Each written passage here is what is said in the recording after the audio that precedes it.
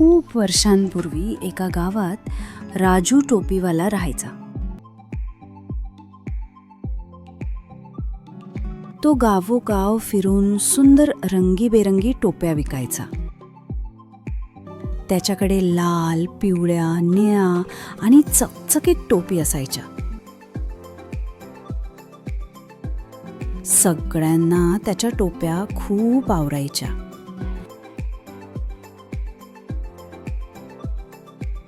एके दिवशी तो जंगलातून जात होता.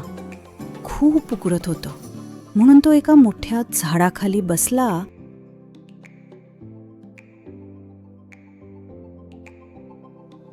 आणि विश्रांतीसाठी झोपला.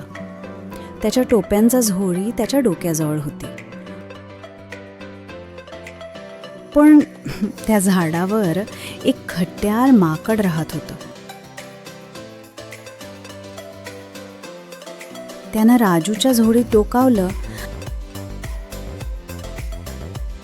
आणि चक्क एक टोपी काढून डोक्यावर घातली.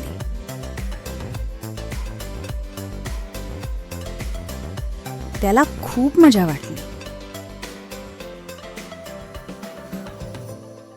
मग काय, बाकी माकडांनीही बघितलं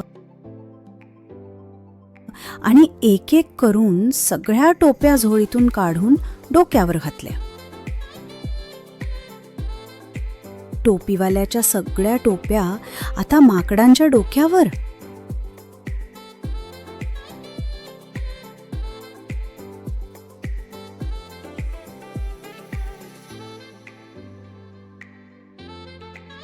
राजू उठला आणि पाहतो तो काय, झोळी रिकामी आणि वर झाडावर माकडं टोपी घालून नाचतायत.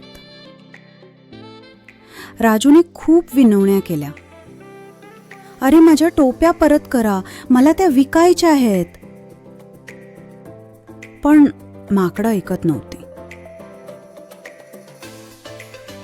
राजूने युक्ती लढवली. त्याने स्वतःची टोपी डोक्यावरून काढली आणि जोरात खाली भिरकावली. हे पाहून माकडं म्हणाली, वा, हा खेळ किती मजेशीर. आणि सगळी माकडं एकाच वेळी आपापल्या टोपी खाली फेकून दिल्या. राजू पटकन सगळ्या टोप्या गोळा केल्या, झोळीत भरल्या आणि हसत हसत पुढच्या गावात निघून गेला. कथेचा बोध, अडचणीत सुद्धा हुशारीनं विचार केला तर उपाय नक्की सापडतो. ही गोष्ट आवडली ना? मग काय वाट पाहताय?